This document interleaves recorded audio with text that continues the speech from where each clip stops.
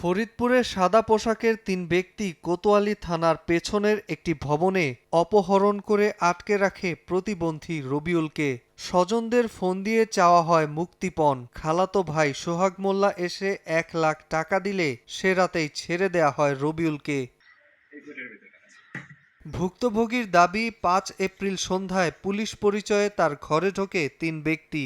তল্লাশির নামে করে ভাঙচুর, চালায় নির্যাতনও। মামলার ভয় দেখিয়ে লুট করে ছেলেকে বিদেশ পাঠানোর জন্য জমি বিক্রির টাকা। পরে মাদক ব্যবসায়ী অভিযোগে থানায় নিয়ে যাওয়ার নাম করে নিয়ে যাওয়া হয় বদ্ধ এক ভবনে।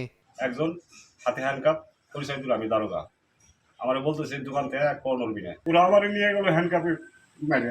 পরে আমার ভাই গেছে, খালাতো ভাই সোহাগ, ও যে দারোগার সাথে কথাবার্তা বলছে, বলার পরে কি ঝামেলায় ওরে ফেলাইছে বা কি ঝামেলার কথা বলছে, পরে ১ লক্ষ টাকা নিয়েছে আমার সেই ভাই কাছ থেকে। আমার সে পরিচয় দিচ্ছে, ভাই তাকে নিয়ে আরে বাড়ি ফান নিয়ে গেল, বাড়ি নিয়ে ব্যাগ ভর্তি টাকা নিয়ে বাইরে নিয়ে ডাইরেক্ট চলে গেল।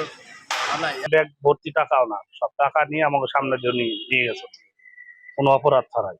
এটা সুস্থ বিচার চায়। এ ঘটনায় কোতোয়ালি থানায় মামলা করেছেন রবিউল।